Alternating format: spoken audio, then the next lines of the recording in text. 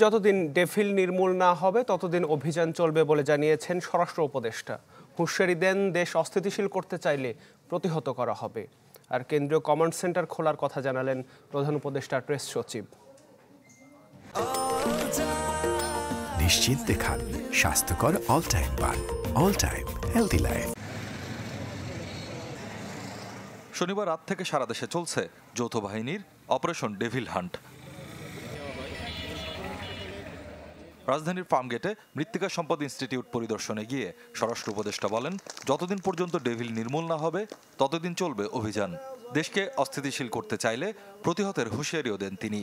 গাজীপুরে যারা এই ঘটনা ঘটাইছে তাদের অনেকই আমাদের আইনের আওতায় নিয়ে আসা হয়েছে, এবং যাদের আইনের আওতায় আনা হয় নাই তাদেরও খুব তাড়াতাড়ি আইনের আওতায় নিয়ে আসা হবে, এবং তাদের যেন সর্বোচ্চ শাস্তি হয় এই ব্যবস্থা করা।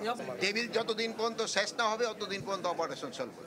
এদিকে ফরেন সার্ভিস একাডেমিতে ব্রিফিংয়ে প্রধান উপদেষ্টার প্রেস সচিব জানান, আইনশৃঙ্খলা পরিস্থিতি পর্যবেক্ষণ ও তাৎক্ষণিক ব্যবস্থা নিতে কেন্দ্রীয় কমান্ড সেন্টার খোলা হচ্ছে।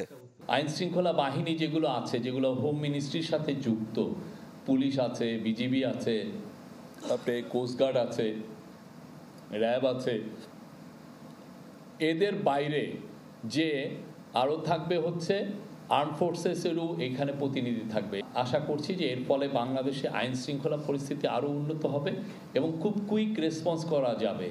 আর সচিবালয় স্বরাষ্ট্র সচিব বলেন, আইন প্রয়োগের ক্ষেত্রে আগের পথে না হেঁটে মানবাধিকার ও পরিবেশকে গুরুত্ব দেওয়া হচ্ছে। দেশে স্টেবল অবস্থাকে আনস্টেবল করার চেষ্টা করা হচ্ছে, সেটাকে আমরা নিউট্রালাইজ করব, এবং এর জন্য আইন অনেক পন্থায় যে ব্যবস্থা নেওয়া দরকার সেগুলো নেব আমরা ইনশাআল্লাহ।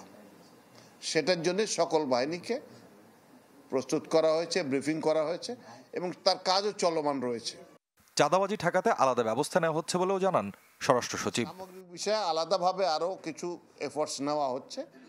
স্বপ্নিল শাহরিয়ার শিশির, চ্যানেল 24, ঢাকা।